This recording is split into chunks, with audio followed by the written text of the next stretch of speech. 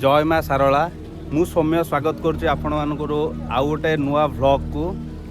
आज व्लॉग मो पाई बहुत स्पेशल कारण एटा मोर इमोशन सहित ना कि खाली मो इमोशन सहित आपण मैंने जो मैंने देखुंट से इमोशन सहित भी एटा बहुत अटैचमेंट रोचे। मुझे आसती आमर झंकड़वासिनी माँ सारला मंदिर को संध्या आलती देखापी एवं समय पाखापाखि हो गला 6:20 आमर संध्या आलती भी सर जाइए। तो मो सागर अच्छा मोर प्रिय पप्पू आई जे कि माँ सारला बहुत बड़ भक्त जड़े। तो भाई संध्या आलती तो तुम सब आस मोर एटा फास्ट टाइम ही थिला मो लाइफ रो मत बहुत भल लगे। आ कौन केमती तुमको माँ को संध्या आलती जे आसी थे से सब माँ को संध्या आलती देखा सब आसे वर्षा हो जमी सिचुएसन आस तो माँ को संध्या आलती देखी सारापर तुम मन भर थी सब द्वंद्व सब अफसोस सब दूर हो से सठिक समय पर तुम भगवान पाखे निजक समर्पण कर नब माँ आपंकर सब मंगल तेणु तुम से कहती तू थे आसी माँ संध्या आलती तत्ते केमती लगे तू निजे मत तो बहुत भल लगे। मुझे एक्चुअली सकाल आलती आसी बट संध्या आलती के आसी नी आज बहुत भल लगे। आमर एम बाहर आम पलैबू सो आपण मानक होप कर से संध्या आलती बहुत बहुत भल लगी। Thank you. जय जगन्नाथ जय माँ सारला आम आज विदाय नौ।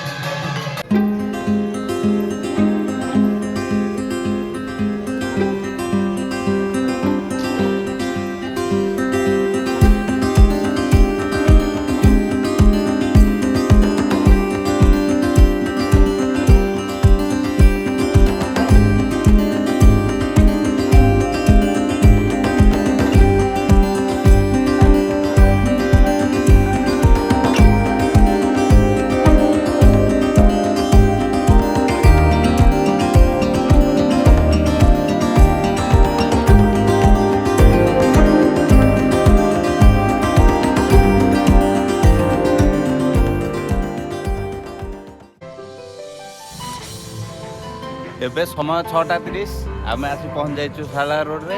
एबे माँ को मंदिर को आम जीवु चलो मंदिर जावाई। जदि आपण मैंने सारला रोड चूज करूचंती तो आपण मैंने रास्तार बहुत सारा गछ सहित सीनिक ब्यूटी एंजॉय करी मंदिर रे पहुँची पारिबे।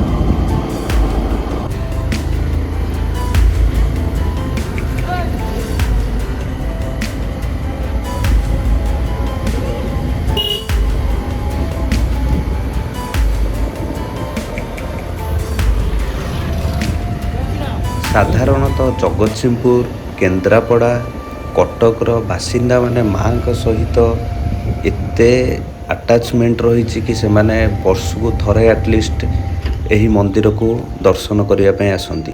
ବର୍ତ୍ତମାନ ଆସି ଆମେ ପହଞ୍ଚି ଯାଇଛୁ ଝଙ୍କଡ଼ବାସିନୀ ମା ଶାରଳାଙ୍କ ପୀଠରେ। ଆପଣମାନେ ଦେଖିପାରୁଥିବେ ଏଇଠି ସୁନ୍ଦର ଜଳାଶ୍ରୟ ଭିତରେ ଛୋଟିଆ ମନ୍ଦିରଟିଏ ଅଛି, ଯେଉଁଠିକି ମା ଶାରଳାଙ୍କର ଚନ୍ଦନ ଯାତ୍ରା ବହୁତ ଧୁମଧାମରେ ପାଳନ କରାଯାଏ।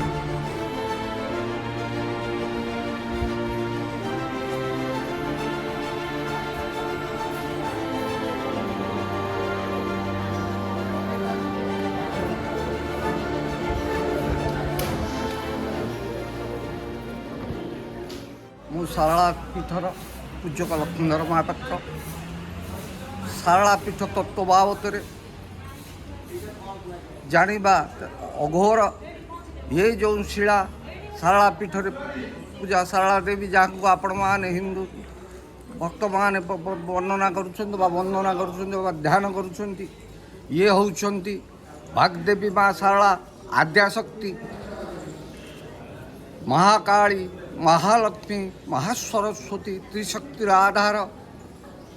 ଏବଂ ଇଏ ଶକ୍ତିକି ତ୍ରେତୟା ଯୁଗରୁ ବଡ଼ଶାଳ ଗ୍ରାମରେ ପରଶୁରାମ ଉଦ୍ଧାର କରିଥିଲେ ଏ ଶିଳାକୁ।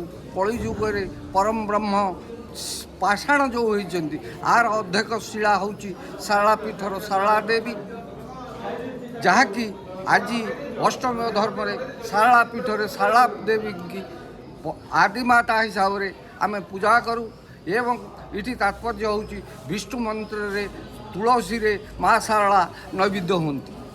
ଏବଂ କଳାପାହାଡ଼ ଯେତେବେଳେ ଉତ୍କଳରେ ଦେବାଦେବୀ ମନ୍ଦିର ଆକ୍ରମଣ କରିଛି, ପୁରାତନ ପୀଠରୁ ମା ଶାରଳା ଆସିକିରି ନୂତନ ପୀଠରେ ଆଜି ପୂଜା ପାଉଛନ୍ତି। ଇଏ ନୂତନ ପୀଠର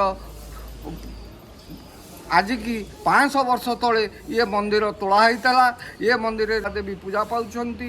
ଉତ୍କଳର ନୁହେଁ, ସାରା ଭାରତ ବର୍ଷର ପ୍ରତ୍ୟେକ ହିନ୍ଦୁ ବ୍ୟକ୍ତିମାନେ ମା ଶାରଳାଙ୍କୁ ବାଗ୍ଦେବୀ ସରସ୍ୱତୀ ହିସାବରେ ବନ୍ଦନା କରନ୍ତି, କିଏ ମହାକାଳୀ ହିସାବରେ ବନ୍ଦନା କରନ୍ତି, କିଏ ମହାସରସ୍ୱତୀ ହିସାବରେ ବନ୍ଦନା କରନ୍ତି। କିନ୍ତୁ ଯିଏ ଯେଉଁ ଭାବ ନେଇ ମାଙ୍କୁ ଆରାଧନା କରିଥାନ୍ତି, ତତ୍କ୍ଷଣାତ ତା'ର ସୁଫଳ ପ୍ରାପ୍ତି ହେଇଥାନ୍ତି।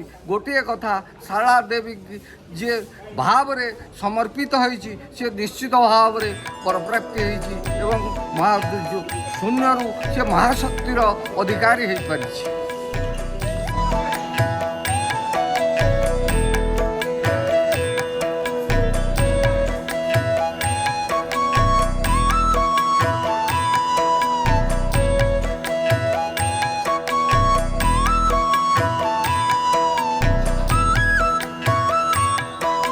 ଏଠାରୁ ଭକ୍ତମାନେ ମାଙ୍କ ପାଦୁକ ସଂଗ୍ରହ କରନ୍ତି।